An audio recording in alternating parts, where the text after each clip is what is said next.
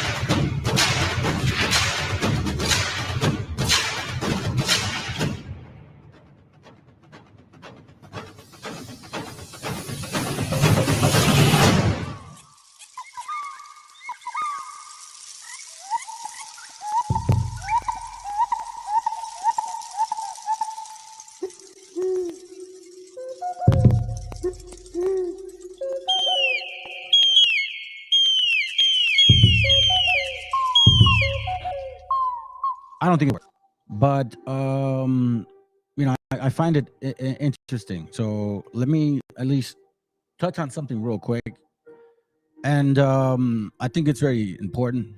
And I think it's also very stupid of them. So this whole thing about these, and this isn't the topic. No, the original Indigenous. But these you wobbles, man, y'all are really stupid. I'm gonna call you that as that for real. Here's why. Here's why. Okay. So listen to me. We can squash all of these stupid arguments about whether you guys are the people of the Bible or not. I mean, I'm sorry, the people of the Americas. We can just go to the diet. Just go to your diet. If you guys are the people of this continent, where is your diet? Where are your beans? Where is your avocados? Where is your tomatoes? Where is your potatoes? Where is your parsley, your cilantro, your onions, your rábanos, right? Where is all of these foods, all of this cuisine? Where's your corn? Where's your masa? Where's your tortillas? Where is this diet that you say belongs to you? I don't give a damn about these pictures. I don't care that they may look dark skinned or not, because I got family that looks darker than me. But what I'm trying to say is this: where's your effing diet? You trying to tell me that we took that too? We took that diet too? I mean, are you that stupid that you were really, that us so-called Mongols took your stuff? No, you guys eat chitlins, collard greens, ham, what's that other, cornbread? Where is it? That is your diet. That is not even of the Americas. And a matter of fact, your famous Dr. Sebi learned how to get better from our people. And it was our brother that told him, where are you from? Asked him, where are you from? He's like, oh, from Honduras. Like, no. Where are you really from? Because you don't look like me. Africa. So the food that you're eating here in this continent is why you guys are delirious. So get it through your head. Show me your diet. Forget about all of these pictures and all of this stuff, because guess what? But the same books that you guys read are completely being debunked. But let's listen in. Again, this isn't the topic. I just want to touch on it. Let's go. Indigenous people of North America were not black. The Olmecs, the Aztecs, the Mayans, they weren't black. The Vikings weren't black. It wasn't black Africans who built the pyramids in the Americas. It's the radical Afrocentrists that are trying to change history, that are trying to steal people's cultures. And whenever people say anything about this, it's, oh, you're racist. Because we're correcting history, because we don't want our own histories wiped out for your convenience. Stop playing games. This is a Negro. All right? We know y'all gonna deny it, but there's a Negro. There goes a wobble. Shalom, Rick. Shalom, bro. That's a Negro. This is from a book of Ivan Sertima, which he even said it himself. It was just to bubble you Negroes up a little bit, to give you some kind of history, to let you, don't be so stale with your diet. This picture is of Ivan Sertima's book. Again, forget about the pictures, forget about the writers. One thing you can't take away from is diet. No matter what enslavement you put people through, diet, because we were enslaved as well. Like you said, we were. We were sent over here in ships, and you say we're Mongols. But yet in Asia, they don't have our diet, but we're Mongols. In Africa, they don't have our diet, but you're from here. Matter of fact, I'll even say this. If Christopher Columbus, because of the papal bull, keep in mind that Spain had one area and Portugal had another area, which means Portugal had Africa. If Christopher Columbus sailed to America and he saw Negro-looking people, he would have kept going, because he would have said, I'm still in Africa, because this belongs to the Portuguese. You guys need to do your history. Gosh, but let's continue. It's stupidity. I find it very soothing, because at least I know now that we're not as stupid as these people are. Let's go. Watch this. Let's read about them. It says 3 late Olmec Negroid stone carvings from Guatemala. Negroid. They understand this already. Y'all just don't want to accept it. I'm going to prove to you that the Mayans were Negroes. Watch this. I'm going to do it. I'm nipping it in. Just because they're brown doesn't mean they're Negro Africans. Okay? You guys don't have that phenotype. Your African phenotype. You're saying you got flat heads? Is that what you're saying? That your heads are flat? No, your heads are not flat. You're shaped like like round, like oval. You know what I'm saying? It goes back. All of a sudden now, oh, they're brown. They must be Africans. Shut your face up. In the bud, this is my last time doing this. So watch this, y'all. This book is called They Came Before Columbus. Came Before Columbus is from Ivan Sertima, a pseudo historian. Debunked. And he's white. From his daddy's daddy. Y'all are stupid. Let's go.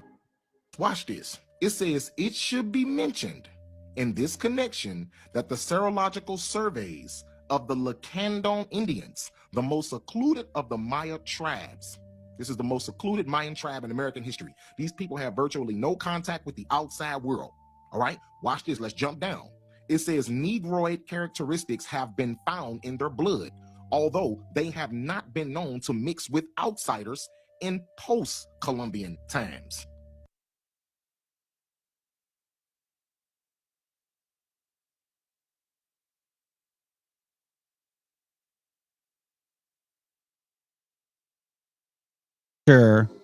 With so-called Afro puff, but if you look at this face, he don't look like a Negro. My gosh, darn. A ver, que alguien me explique. Please, man.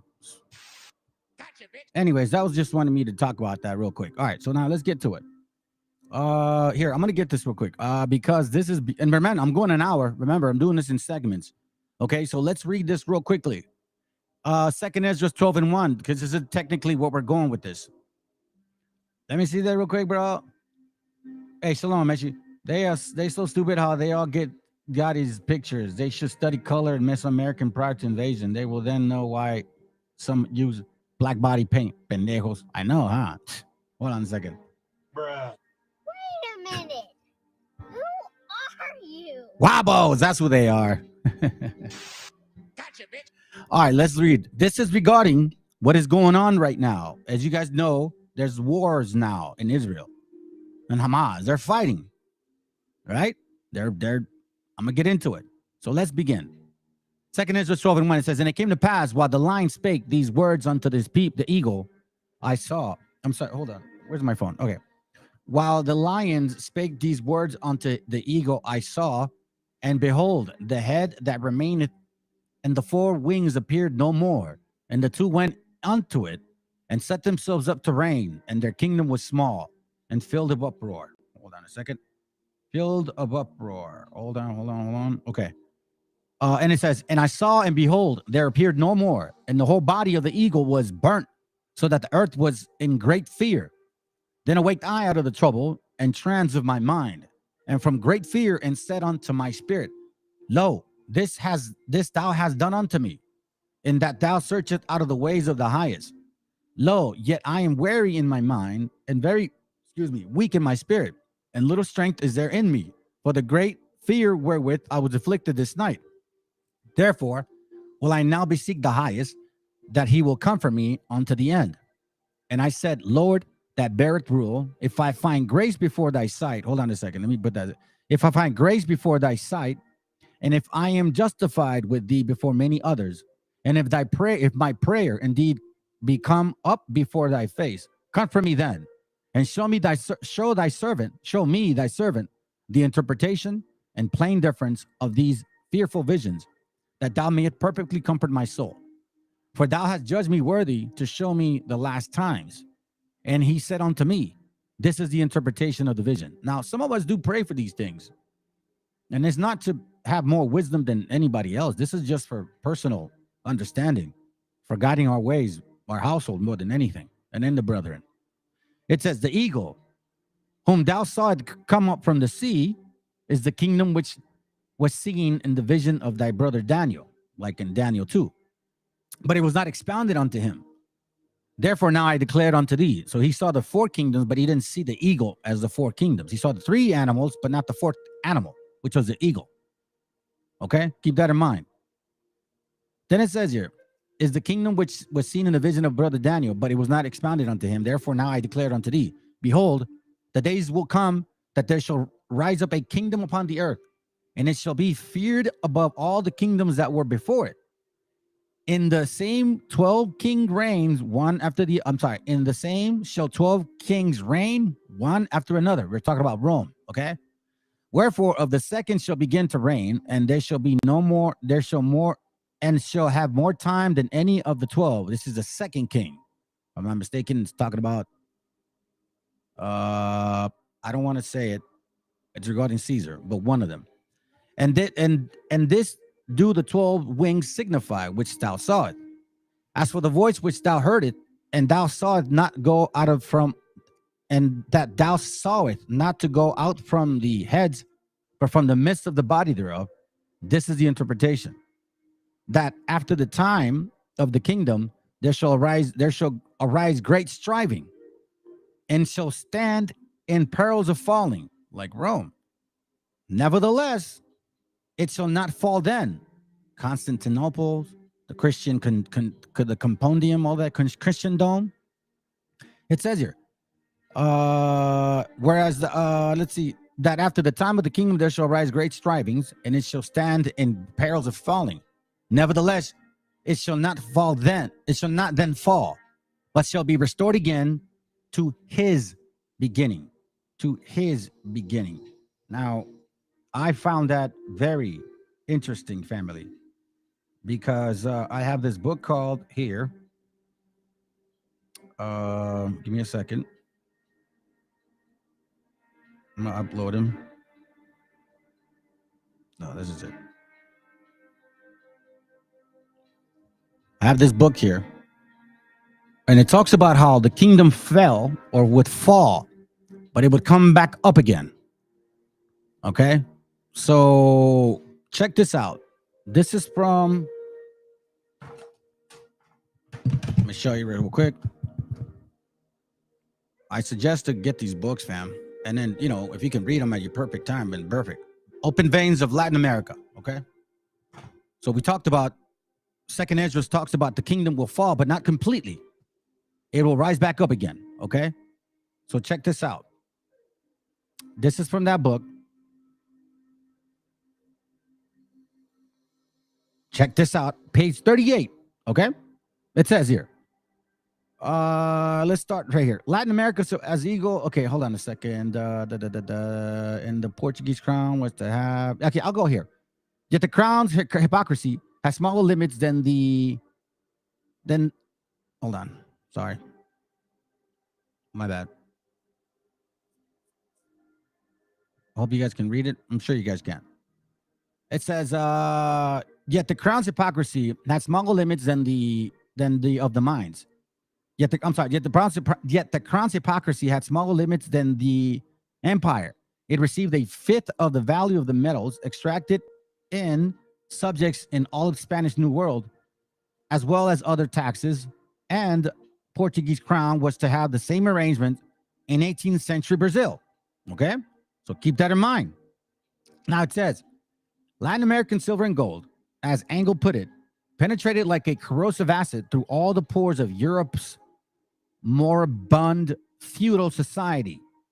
And for the belief of nascent mercantilist capitalism, the mining entrepreneurs turned Indians and black slaves into teeming external proletariat of the European economy. Remember the whole black slave part, okay? You guys heard my classes. So we'll leave it for now for what it is. Here's the important part. Greco-Roman slavery. Greco-Roman slavery was revived in a different world. You hear that? Greco-Roman slavery was revived in a different world. The same says here, page 79. Adam Smith said that one of the principal effects of the discovery of America has been to raise a mercantile system to the degree of splendor and glory which could never otherwise have attained to.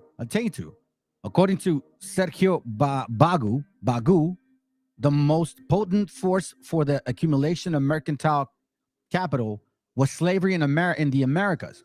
And this capital, in turn, became the foundation stone on which giant industrial capital of modern times was built. Here it goes. The New World revival of Greco-Roman slavery had miraculous qualities. And it says it right here. 2nd Ezra 12:18, that after the time of that kingdom, there shall arise great strivings, Roman, Greco, and it shall stand in perils of falling, which we see that it did. But through Constantine, they continued that whole Christian power. Nevertheless, it shall not then fall, but shall be restored again to his beginning. And that's what we see right here. That's my point. Okay? So now let's continue. Let's continue with that thought. So check this out. Somebody sent me this video, and you guys know what's going on. The war is no joke. They're at war. They're at war.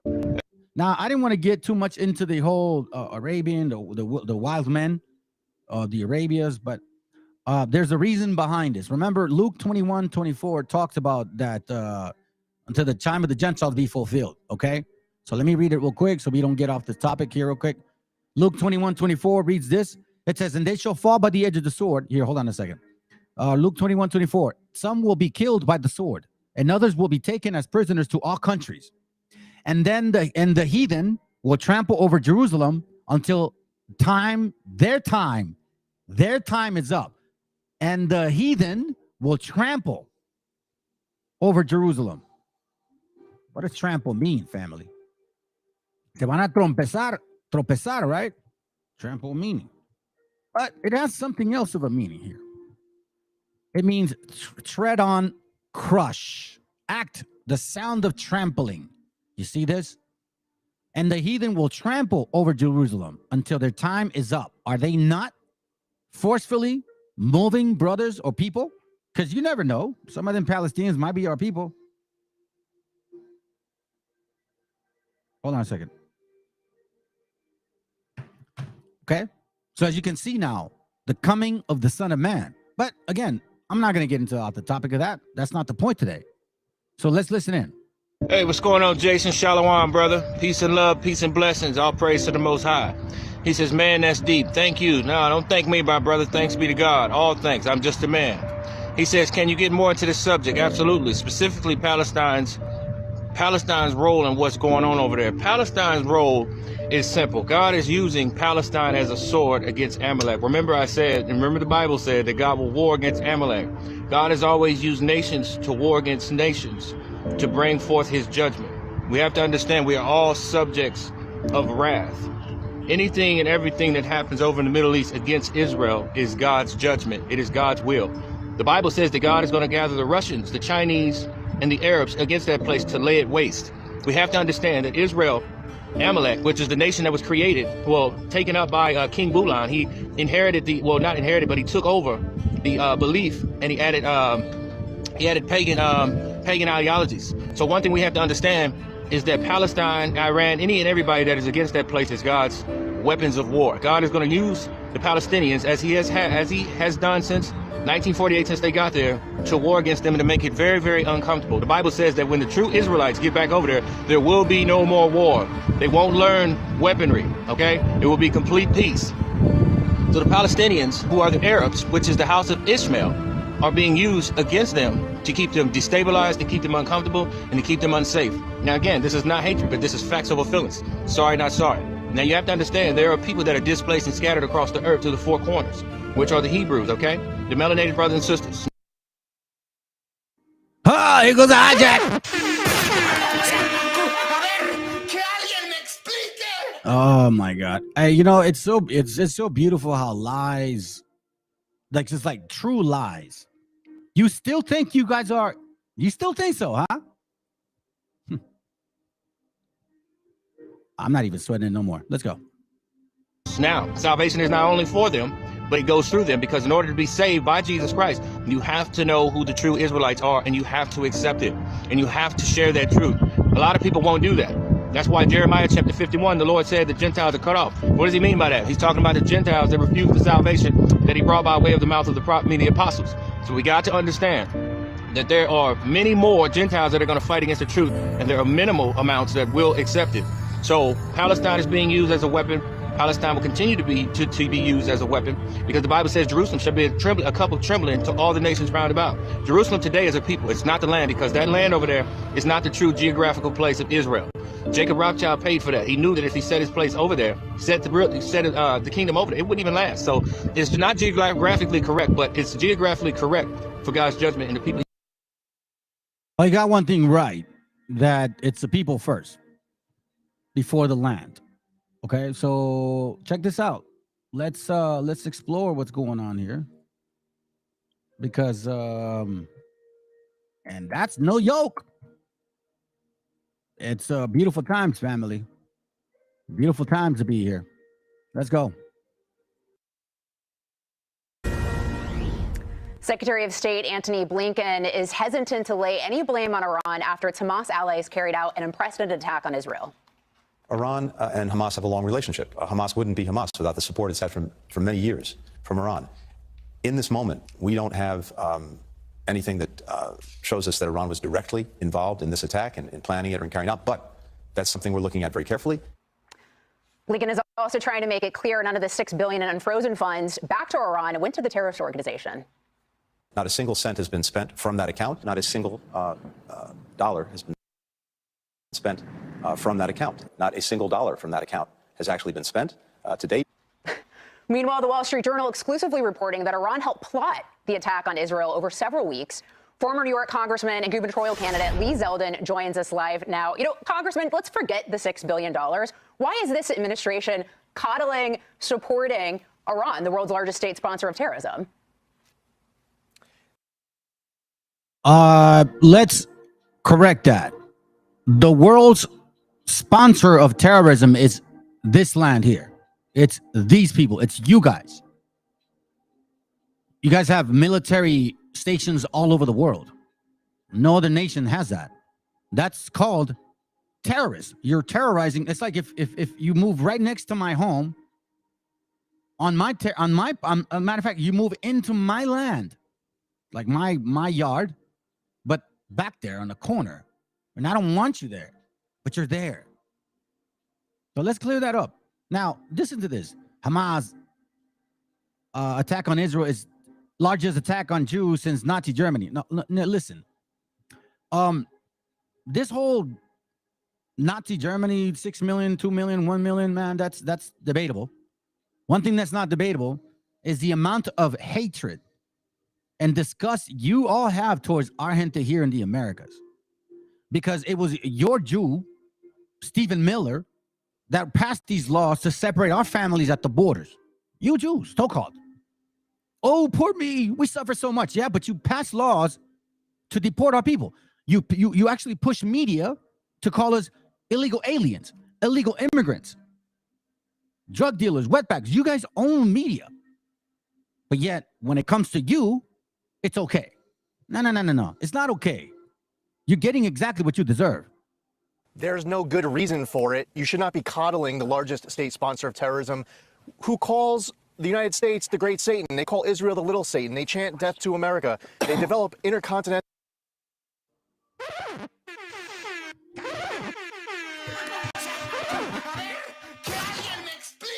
Well, they're not incorrect. You guys say you're Christians. Do you not know who Babylon is? Ballistic missiles, ICBMs, intercontinental. That's not meant for Israel. That's meant for us. Now, while dealing with Iran's nuclear activity, which has long been part of the conversation here within the United States and also internationally, we also have to look at Iran's other bad behavior inside the region, overthrowing foreign governments, sponsoring terror. Whoa. Hold on a second. Hold on a second. Wait. Hamas is an Iranian proxy. No. Did you hear what he said? Did you hear what he said? Listen to this. Now, while dealing with Iran's nuclear activity, which has long been part of the conversation here within the United States and also internationally, we also have to look at Iran's other bad behavior inside the region, overthrowing foreign governments, sponsoring terror. Hamas is an Iranian proxy. There's no way that Hamas carries out these attacks without support from Iran and a blessing from Iran. Now, if anyone wants to really be skeptical of this position, I would say just go to Iran's Supreme Leader's Twitter account. In his own words, with his own postings. This is something that they are actively involved with and encouraging with this operation. So, is a white Anglo town, Europeans, right? Are you guys not saying you're going to invade Mexico? Is that not the same thing that's going on right now? See, these Amaleks, Khazarians, you guys forced yourself to this in this land. The Palestinians didn't welcome you guys in. Now, are they Gentiles? That guy is like, oh, they're all Ishmaelites. You can't say that. It's like saying, oh, all black people are Hebrews. That's stupid. Then who's Ham? Anyways. I don't want to get dust with the subject. Let's continue. Because, I'll lose my mind here. It's very naive. And to answer your question, there's no good reason at all to do it if you want to protect American interests at home and abroad. Lisa, Joey, I want to get your take on this. You've served in Congress. You understand the dynamics at play. None of this is severed from politics. We have presidential candidates weighing in, critiquing this administration. Obviously, you have your thoughts. We don't have a Speaker of the House right now. Obviously, much of this lands into the administration. Politics at this point. I think it's funny. Let's see here. Remember, we saw this yesterday. Okay. And for all you guys that don't know this, Obama's baby's mama was the operative wetbag. Okay. He called it secure communities. That's what it was. I read this to you guys yesterday. You guys can read the article on your own. I'm just kind of going by real quick. We're 34 minutes in. Check this out. I like this sister. She did a video regarding deportation. Remember, this is the whole point. This is part two. Part two. Okay, let me remind you. What is it? What part two are we talking about? This part two right here. Okay. Where are you at? Oh, here it goes right here. This is part two. This is part two of this. The restoration of the gringos' devastation. Now, what I mean is, this is what you guys have done to society as a whole. Wherever you go, all you do is leave traces of your debauchery. This is who you are. There's no denying it. So now, let's listen to what Operation Wetbag is and who is pushing this. Now, listen, family. Right now, they got the whole Republican, Democrats, all that whole, debate, whatever, presidential run. They're going to say, We're going to use the Eisenhower, the biggest deportation since Eisenhower. Oh, we're going to follow the Eisenhower way. Well, in a nutshell, it's dog whistle. What they're saying is that they're going to implement the Operation Wetback again. Make America great again. Make Operation Wetback great again. Let's go. One operation began a whole campaign. Leading up to Election Day on November 8, 2016, much of the political talk revolved around immigration. Donald Trump's platform consisted of a campaign on the idea of building a wall between Mexico and the United States in order to gain more supporters. The conversation around immigration has been an ongoing one since the start of the country with Europeans, but after California and other states became part of the U.S., the conversation began to focus on those of Mexican descent. Over time, the conversation continued and gained support through different campaigns, with the biggest campaign against Mexicans being Operation Wetback, which strengthened the antagonization of Mexicans, an effect that can still be felt to this day. Operation Wetback was put into effect by President Dwight D. Eisenhower. Dwight D. Eisenhower, okay? This is the sucker right here that they keep mentioning. The Eisenhower. That's what they say. I'll show you real quick. Let's see where we at. Here, I'll show you real quick. The Eisenhower. Shut your face.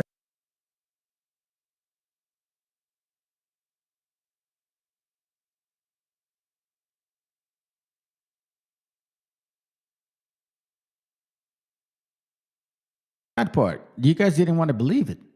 You guys thought that it was going to be a soft pool, that it was just going to be ignored, maybe talked about, maybe, you know what I mean, not really referenced. We're just joking, it's just political. No, they were telling you that they were going to do massive wetback operations, just like the old days. They fucking told you people that. I was saying this shit a while ago, man. Face up. All right, watch this real quick. This guy right here, ridiculous. Anyways, this woman is an anomaly. Hold on a Trump has second. put on that. The nerve of him. And they got a bunch of people from India crossing the border. Seriously. And he's what are you going to do? Deport them? Give me a second here. The border crisis.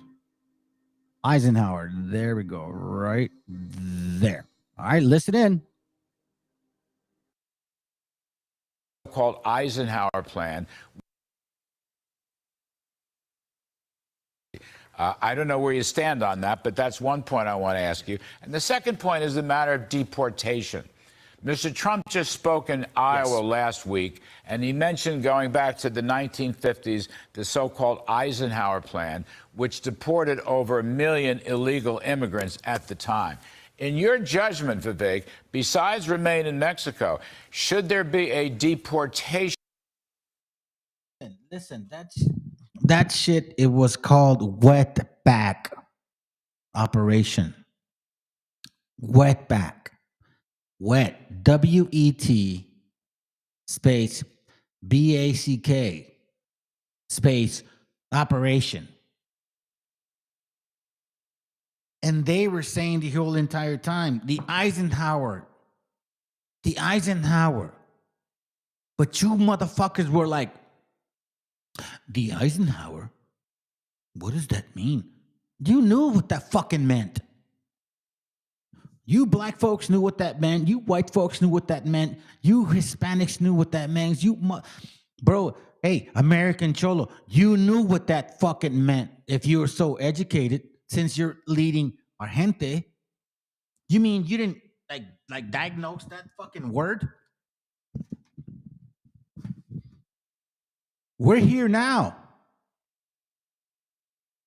They told you this shit. He told you this shit since 2016. He said it. Fuck you Mexicans, y'all are murderers, wetback spics. All you do is like bring drugs and I'm gonna deport you. He said it since 2016. Man, bro, I stopped making friends with a lot of people that thought that he was fucking funny. Seriously.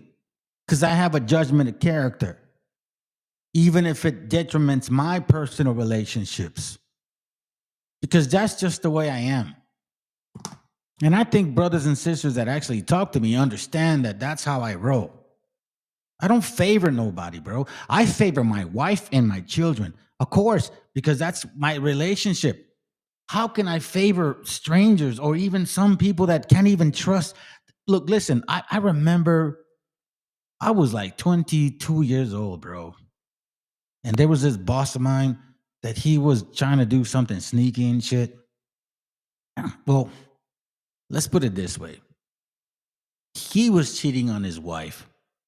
And then he was doing something sneaky with his business. And then he asked me to trust him to go into some fucking, like, illegal shit. And I said to myself, bro, you're cheating on your wife. What makes you think I can trust you, motherfucker? Do you get what I'm saying? You have to have a judgment of character of people, not respecter of anybody. You have to be mindful of what the hell you're dealing with, man. Because even your so-called best friend will sell you out after 15 fucking years. You don't know people until you really know them. Which deported over 1 million illegal immigrants at the time. In your judgment, Vivek, over 1 million illegal immigrants at the time. In your judgment, Vivek, besides remain in Mexico, should there be a deportation policy? The answer to that is yes. And I've talked about Eisenhower quite a bit on the campaign trail. If we're a nation founded on the rule of law, we have to stand for the rule of law. And we can't look our kids in the eye and say, you have to follow the law, if the government itself does not follow the law either.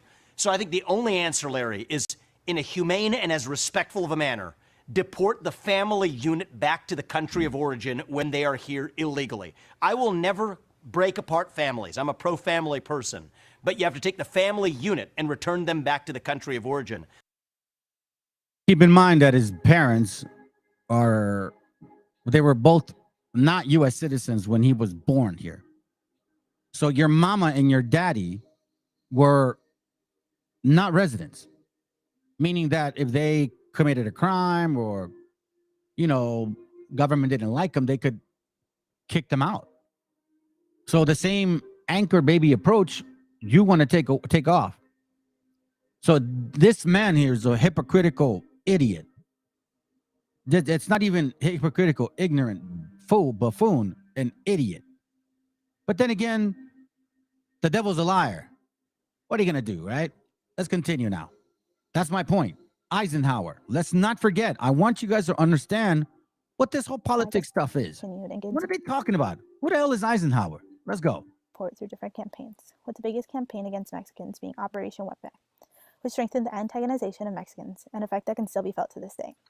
Operation Wetback was put into effect by President Dwight D. Eisenhower in May 16, 1954, in an effort to push back on illegal. In 1954, in an effort to push back on illegal immigration. Okay, let's go. Immigration to Mexicans. Under the control of General Joseph Swing, the American government and Mexican government cooperated to send Mexicans back to Mexico in large quantities as quickly as possible. Though they did deport those who were undocumented, they also... Mexicans, keep going. We can't take care of our own. You still can't. Lazy bums. Also used it as a way to deport people who had documents to be in the U.S., both U.S. citizens and those in the Bracero program. This injustice was the first of many injustices, not only on the undocumented Latino population, but also one of the many racist pushbacks on all the Latino population. While Operation Wetback has increased the use of mass deportations by presidents and politicians to crack down on an increase in immigration by Latinos, it most importantly set up a campaign that increased fear of immigrants, specifically Mexicans, amongst American citizens that continues to grow to this day. The campaign began alongside another campaign called the Bracero program. The Bracero program was an arrangement between the U.S. government and the Mexican government that allowed for short-term migrations of Mexican contract laborers, known as braceros, to go in and out of the U.S. for work purposes. When arriving at the processing center to be allowed into the U.S., many were turned away for not meeting the requirements of being a healthy, young, able-bodied male. Those who were turned away still crossed the border illegally. This illegal immigration being a healthy, young, able... So all you so-called Hispanics, right? Raza, Mexicans, this is what they did to our brothers and sisters every single day. In 1917 is when our sisters said, I'm done with this. You know, like the whole Rosa Parks, right? That's where they got it from. Rosa Parks was planned, and they got it from our sister because our sister got mad. She's like, I'm not doing this fumigation crap anymore. They would take their clothes off, the women. They would check them like this, get them all naked, women too, and they would take pictures of them. The story was that sometimes you would find them in bars. Your moms, your grandmas, your sisters, your baby daughters. Remember, America is the #1 promiscuous, the #1 drug addict, and the #1 pedophiliac in the entire world. Yes, you guys demand child trafficking. No other country demands it more than you. Hey, check it out. No, I mean, nobody's watching it anyways. I think there's like 2 people watching right now. So you guys can see, like, I don't fuck around, bro. You see that? You see that right there? I want you guys to understand what the fuck that is right there. For you guys that are new to this channel, or just recently subscribed, and you're trying to wonder, like, how heavy duty I am. This was done 6 years ago, almost 2.5. October 9th, 2023. Only 69 views. Now, all of this stuff was added way after because, you know, when you edit your channel, like, it all changes, right? From the, you know, of course, because this is not like historical. All that matters is when this video was done. You see what I'm saying, fam? I've been saying this shit since then. I told y'all. I fucking told you. I said, dude, they're not just saying Eisenhower shit like, oh, hey, listen, you know, they're just going to go deport a couple people and blah, blah, blah. No, fuck faces. They're going to go and fucking take people like they used to take them. And nobody listened.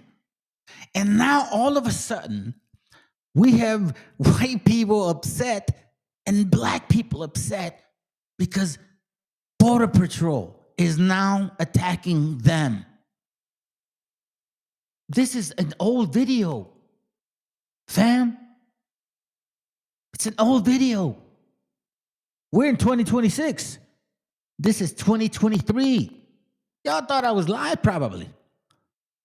Now, you probably thought I was live because I always talk the same way, man. You guys know me. I don't change. This is who I am. This is who I am, fam. If you ever get a chance to talk to me in person, this is who I am. I don't change. You understand what I'm saying? But I've been saying this shit for a long fucking time.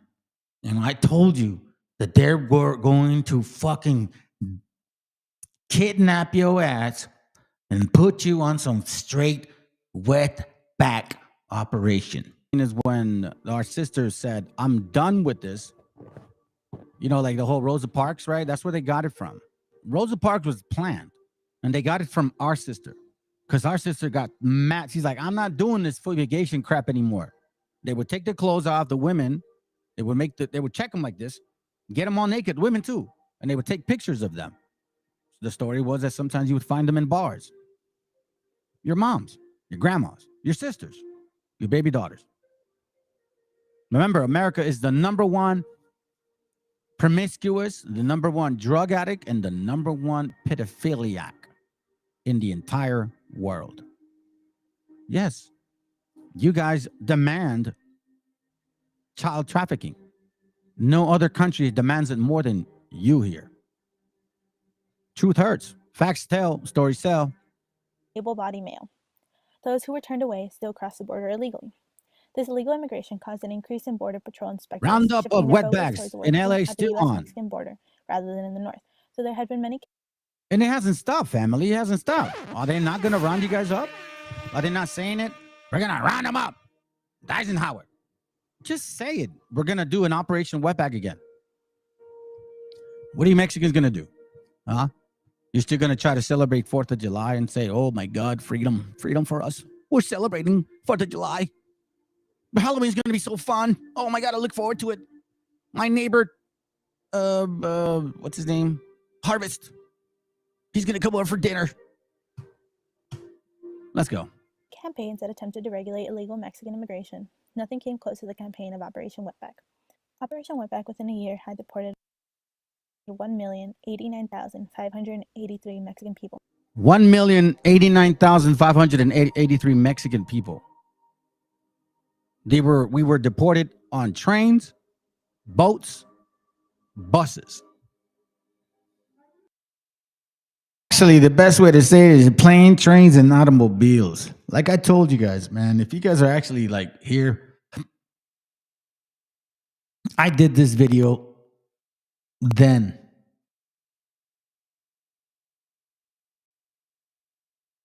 I sit back and I'm like thinking, fuck, man, I did not, like, I assumed that you guys would believe it by now. Matter of fact, I got white people believing it more than a lot of you, Raza. And I've been talking to you, Raza, which is fucking sad, man. It just kind of, I'm starting to wonder. Trains, planes, and automobiles. Declaring it as a success not only in the government's eyes, the American people's eyes also. It was credited to virtually erasing Mexican wetbacks from the American scene. So the claiming of apprehending 1 million, quote, wetbacks marked Operation Wetback successful. The official numbers did not indicate this, and over time, the numbers continued to decrease. This was unknown to the American public, though, who continued to believe that the Mexicans were the problem of the country and continued to support the mass deportations. Many Americans believed that their lack of resources came from the fact that Mexicans, who had entered illegally, were taking their jobs. Yet, not only were undocumented people being deported, but even people who were citizens. So there goes this crack-a-lacka right here. She's like, 12 million out of work. Well, they deported a bunch of people. Well, they stopped the law was implemented in Florida. There's still jobs there, but you guys suck at it, and you don't want to work, and you want too many breaks, and smoke breaks too. Can't deal with that in construction. People need homes. In document holding braceros. This goes to show that Americans wanting to deport Mexicans was more than just feeling threatened economically, but rather stemmed straight from hate and racism. That's so funny. Sorry, guys, this thing is taking your jobs, but he doesn't look Mexican. Oh, wow, that's good. Let's go. Sentiments towards We're almost done. Regardless of legal documentation. Americans not only wanted to deport Mexicans in order to create less competition in the workforce, they also did it believing that Mexicans were criminals. Operation Wetback was credited with decreasing the crime rate by 62% in cities such as Calexico. This fear of Mexican criminals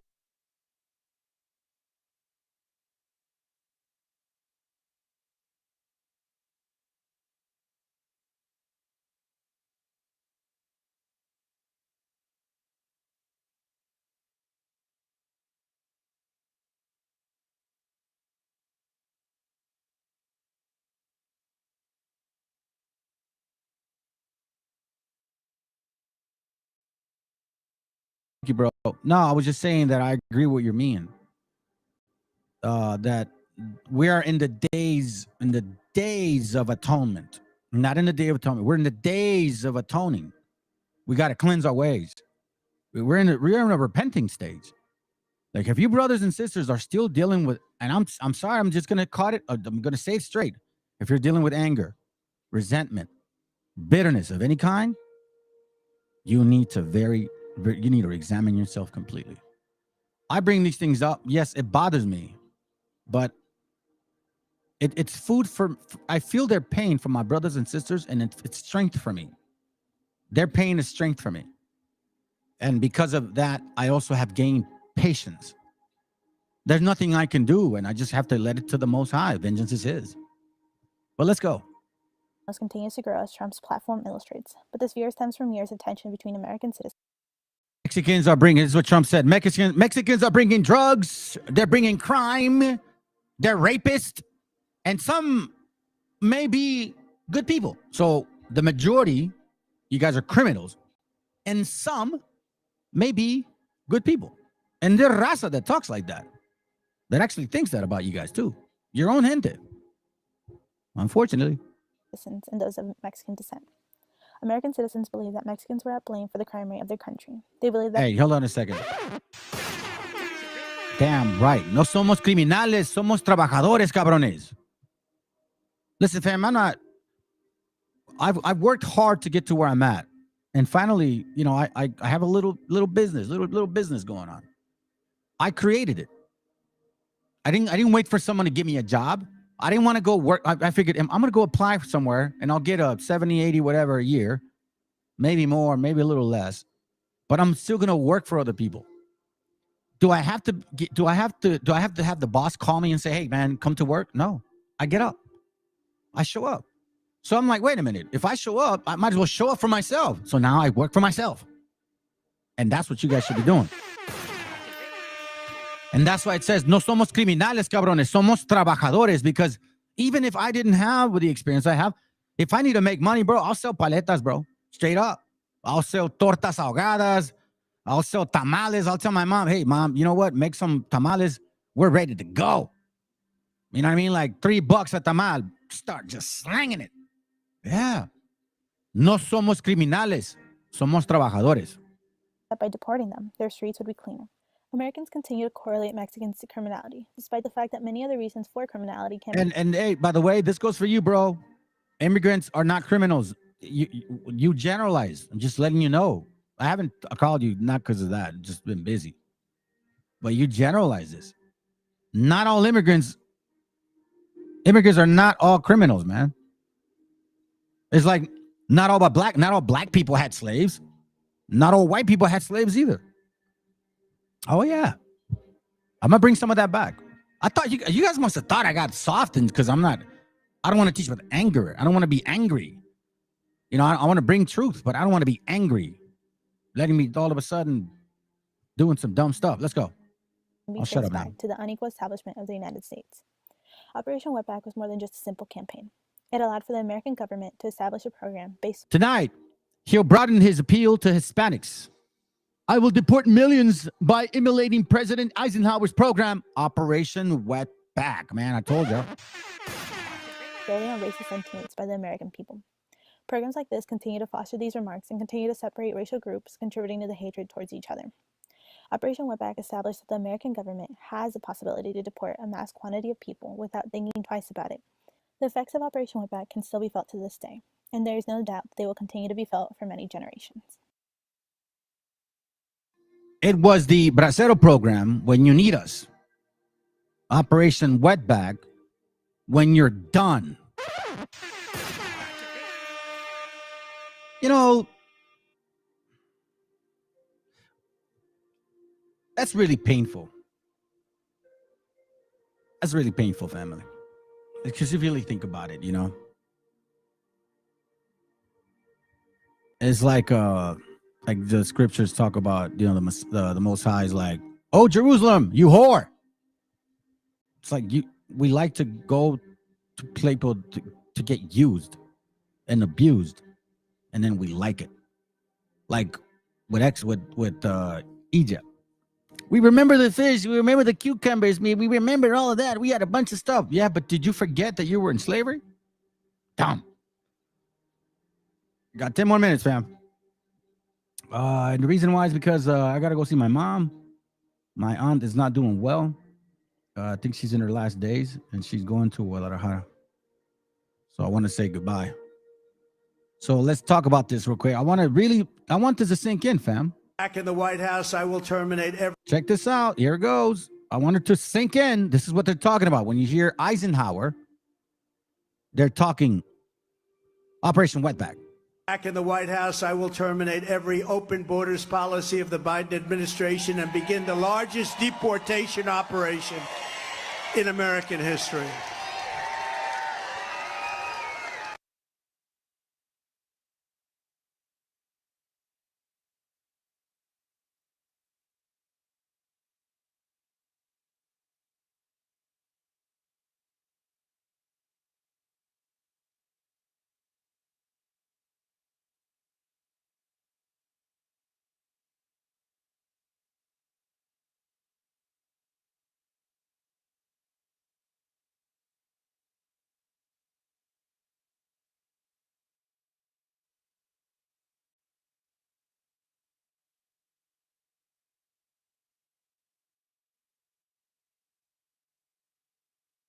I've been talking the whole time. Dude, I've been talking the whole time. So let me read this. Operation Wetback, the New Republic. The horrifying story of the program Donald Trump wants to emulate. So you see him, you see me, and you see you guys. When or if they implement this, I could get pulled over, and you guys could too.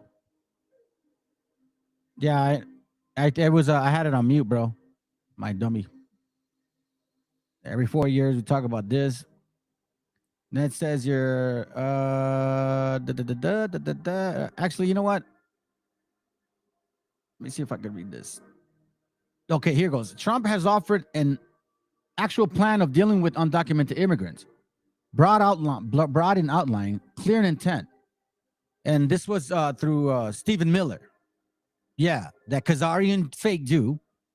I don't know why you're not over there. I wish you were over there so they could bomb you. But you deserve that.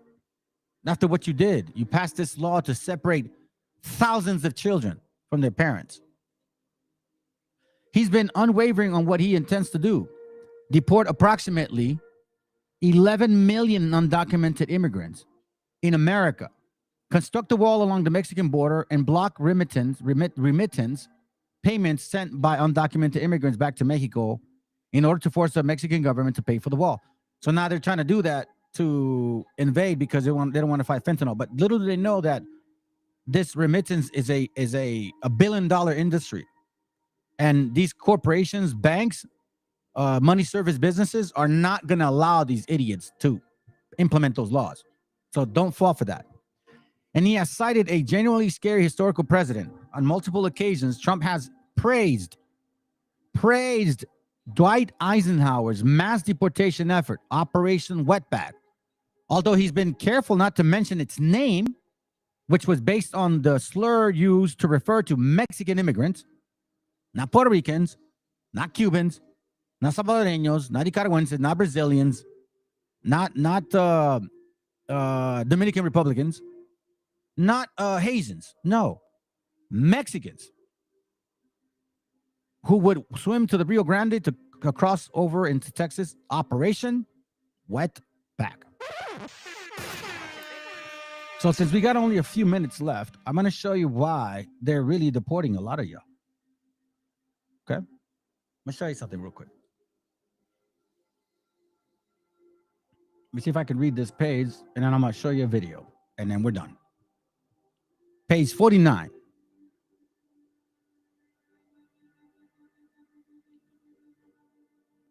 Page 49. Where are you at? Page 49.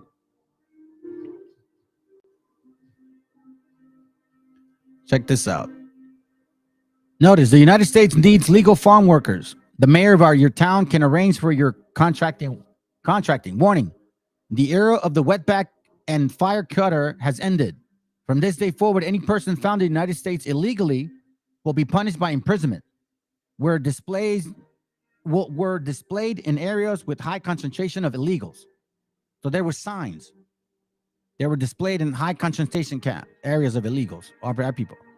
The existing anti-immigrant media coverage also contributed to the swing's publicity campaign by fueling hostility against Mexicans and those who continue to hire them. Who runs the media? Khazars. Who runs the media? Hold on. Let me do it again. So then now, all of a sudden, when it comes to, this situation, then it becomes an issue. Yeah, a matter of fact, I'm gonna do this right now. Hold on, before I forget. I'm gonna show you two videos. Before I forget. Because let me see. I don't want to miss it. Because they say something interesting in this video. I think it's... Hold on, give me a second. Because restaurant meals have... Okay, is it here? Well... Okay, so what I wanted to share was... I don't want to forget, so I'll say it now. One of the Palestinians was saying that media has it all incorrect. Whenever something happens to the Israelis or fake Jews, there's an uproar. But these Israelis been bombing Palestinians forever. and they weren't saying anything. So the same thing is going on here, right? You guys are over here saying, oh, poor us, but you pushed media. You're media mongols. So it was your publicity stunts that fueled the hostility against our people. But you're supposedly the people of the Bible? You suffered so much? Scarce tactics were nothing new to the immigration services who had successfully utilized them, meaning the media, during the earlier repatriation efforts in 1930. So it happened in 1954, in 1930, and in 1964. The second purpose for advanced media campaign was to give the American public and the undocumented worker the impression that the Border Patrol was a massive and all-powerful agency. Who holds media? Khazarian Jews. It was you guys that publicized this. You guys are the two heads. There's 3 of them total, but you are the 2 heads. Y'all know what I'm talking about. The organization deliberately kept, well, there's one of the 2 heads. The organization deliberately kept the size of their force a secret and led the media to believe that they were an invading army. Are they not doing that again? Capable of casting out the wetbacks from the American territory. It was the media's overestimation for their size that had the greatest effect on the mass departure of Mexicans during the early stages of Operation Wetback. This was you. The next class is I'm going to talk about Stephen Miller. Exactly. We're going to end it right here. Okay. All right, fam. So listen, I'm going to finish up with some quick videos and then that's it. I want to kind of show this brother's channel. I don't know him, to be honest, but I think he's trying to prove a point. And y'all probably heard of him. He was on TikTok. I think he just recently came on YouTube for a little bit. I don't know how long he'll be there. You know how some people are, man. They show up on YouTube and then they kind of disappear. But again, I'm not trying to criticize nobody. You know what I'm saying? Like, So I'm going to be appreciate the brother that he's on. But I want to show his information and then we'll call it a night. Hold on a second. All right. We're going to start with this here. And then we'll move from the rest. Let's go. Across this guy, he's claiming that he's stealing my content, that the stories in the Bible were taken from the Americas. That is so crazy because I started talking about this a year ago. From Adam and Eve all the way to Noah and the flood and Sodom and Gomorrah. All of it. They whitewashed our stories. They had to rewrite the Bible like 6 times after they made contact with us. They decided to do this after Christopher Columbus took back some captives back to the church. And that's why the church sent the black robe and the Jesuits to all the tribes at first, so they could learn our ways and our stories. But I already exposed this dude. This dude's half white. His mom's some Scottish lady, yo. Like, why do you guys listen to this guy? He's a tweaker. Earth tweaks.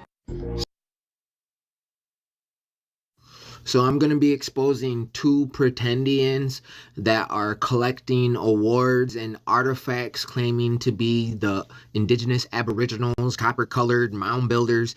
They are very anti-indigenous. They're very anti-native. They call Native Americans Siberians, Mongolians, Asians, white. These are not our people, and these people are definitely not indigenous to the Americas, because real indigenous people respect each other. We are all relatives here, and these people don't act indigenous or even look indigenous. We can tell that they're African. But I'm going to show you 2 videos of them collecting awards and artifacts that are meant for real indigenous people. These people are cosplayers. One's from the Yamasee tribe and the Choctaw tribe. They're both fake tribes. They're not federally recognized or state recognized, but here you go.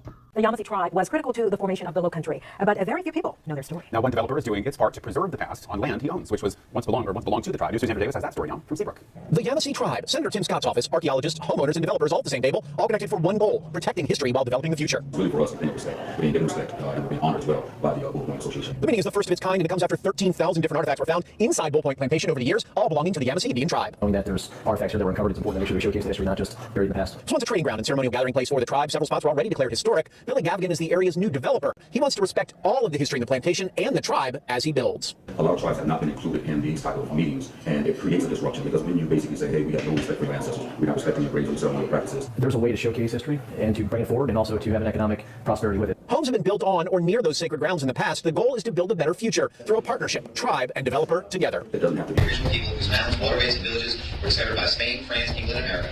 And whereas the Chatta conducted business with those nations and traded throughout the Americas from historic Chatta trading posts. Chatta, thank you. This is my whereas Major General Andrew Jackson asked the Chatta to raise an army to fight with America for West Florida. And whereas only 217 years ago, that St. Tammany and West Florida parishes became a part of America after the Chatta agreed to fight with the United States. Chief Pierre Juzin. All right, I'm on board, Bonfuga, St. Tammany Parish.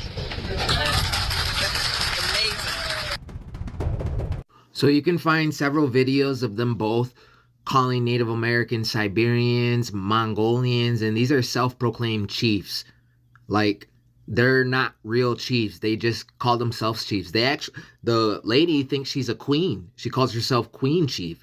It's like another rare empress bird. These are scammers. They're trying to rewrite history and say black people are the original Indians, but they're getting recognized under Indians as like our type of Indian. There is no like black Indian. That's a huge conspiracy. The black Indians are Afro-Indigenous. They're part African. These people are trying to rewrite history and say we stole their identity, but they're accepting awards for the Native American. The white people are giving them awards and they're confusing the white people, tricking the white people into thinking that they're like Afro-Indigenous, but they have ulterior motives. They're trying to get recognized under like a black Indian that doesn't have our DNA. They're trying to say their African side is Indian. Like it's... Article 4. This is the Treaty of 1866 with the Choctaw and Chickasaw Indians in the United States. It's just a section. And they further agree that all laws shall be equal in their operation upon Choctaws, Chickasaws, and Negroes, and that no distinction affecting the latter shall at any time be made. There's no difference between a Negro and an Indian. Slaves are Indians. Freedmen are Indians. We're all Indians. The only definition of the word Indian means the aboriginal inhabitant of North America. There's no difference between a Negro, a colored person, a black person. They're all Indians. This is our land. We own it. We have proof of ownership of our land. No, you it's don't. called the That's fucking disgusting, yo. Honestly. Get your own fucking culture and identity. Y'all are Africans, yo. And I got Article 4 of the Treaty of 1866 right here, and I'm going to read it. It doesn't say anything like that, saying freemen and Negroes and colored people are Indians. You went off script there, buddy, because I got it right here. So anyway, Article 4 of the Treaty of 1866 with the Choctaw Nation. The said nations further agree that all Negroes, not otherwise disqualified or disabled, shall be competent witnesses in all civil and criminal suits and proceedings in the Choctaw and Chickasaw courts.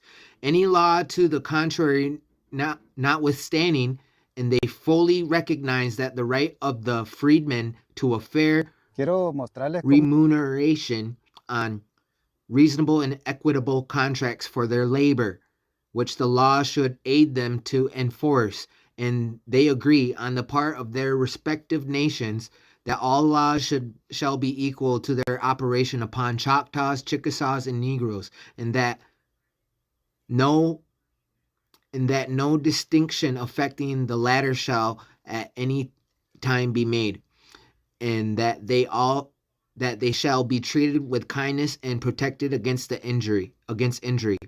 And they further agree that while the said freemen, now in the Choctaw and Chickasaw Nation, remain in said nations, respectively, they shall be entitled to as much land as they may cultivate for the support of themselves and families. In the cases where they do not support themselves and families by hiring, not interfering with existing improvements without the consent of the occupant.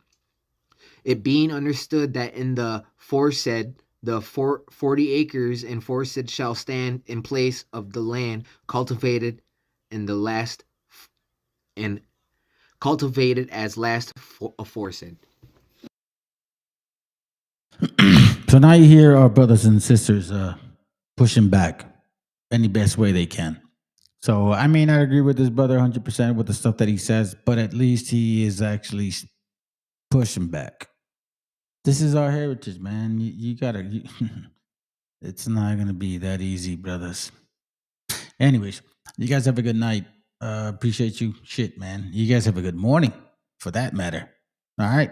See you later.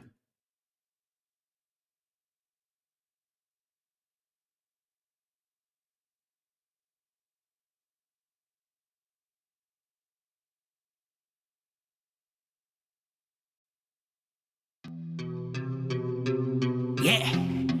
Oye, es nada más y nada menos que el motherfucker Blasio de Plaza de Kings. Estos bebés son Big Papo, dude. No sean rebeldes, deja el revolú. Yo no me quede, yo me hospede junto a Belzebú. No me remete, plebe, no soy leve como tú. Si hay algo que no muere, eso es el hip hop Perú. Y para estos pericotes traje una chica perica. Atrás te voy a mostrar como dos monstruos rap trafican. No trate ni trepe, solo trote, señorita. Trate que tra, donde la sangre salpica. Se aplica, te explica, replica. ¿Pa' qué? Aplica, practica, suplica. Con fe a mi perro grita, yo lo mataré.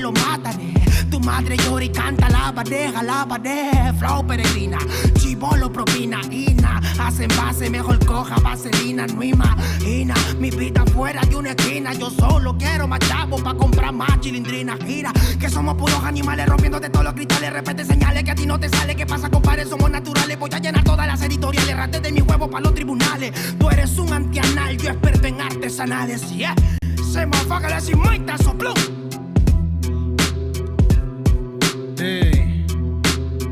Terco 92 B09 está en la casa, barrio. Escucha bien. Así se hace, Yo. Tengo problemas de actitud y poca paciencia. Hablo si me da la gana, nadie me silencia. No quieren aceptar que pa' muchos soy influencia. La voz de los barrios que llega a tocar tu conciencia. Yo sé que muchos quieren llegar a ser tendencia y hacen lo que sea sin pensar en las consecuencias. Es la diferencia, yo mantengo mi esencia y ustedes por pegar han cambiado hasta de apariencia. Y no es que lo diga yo, pero la gran evidencia es que cambian de personalidad con frecuencia. Y no son locos con inteligencia, solo quieren un poco de atención con insistencia. No presumo en nada, hago todo a mi conveniencia. Por eso te doy una sugerencia. Conmigo no busquen competencia, que llevo 10 años ganándole a la vida y lo sabe la audiencia. La firme que ocurrencia, ¿cómo pueden joder sin prudencia? No se dan cuenta que mi experiencia es a base de exigencia. Mi trabajo es con independencia y el de otros de un productor depende de su permanencia. Sigo firme en la resistencia, dándole más rap en el track hasta por correspondencia. Que muchos disques evolucionaron, no es coincidencia. El dinero y la fama hizo que pierdan su decencia. Terco 92, cuando quieras, donde quieras. ¿Cómo? Sí. He aprendido a sobrevivir de las maldades, comprendiendo que nada es como tú sabes. Va a decir verdad, la lucho a diario. No me critiques, no me justifico, siempre hago lo que predico. Soy de barrio y rico en talento.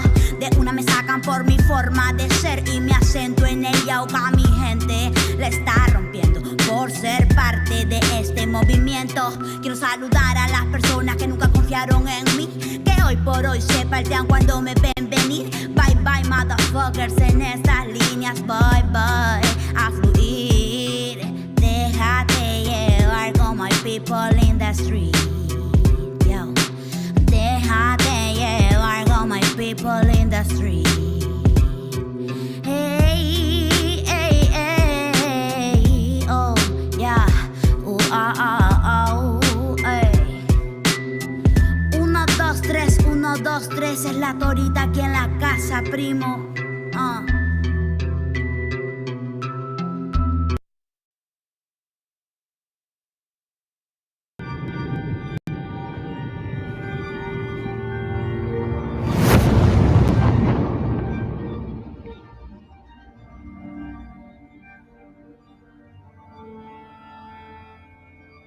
Ical, hijo, abre los ojos.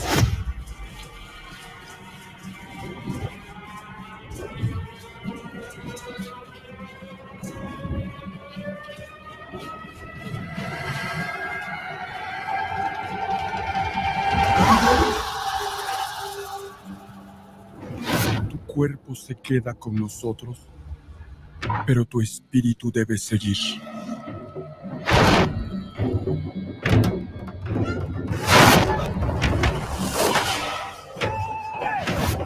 Busca la luz. Aléjate de las sombras. Deja que nuestro dolor sea tu fuerza. Desde aquí iluminamos tu camino.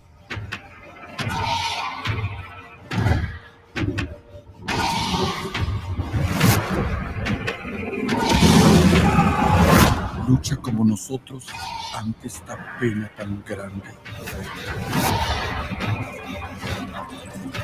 Yo soy tú. Tú eres yo.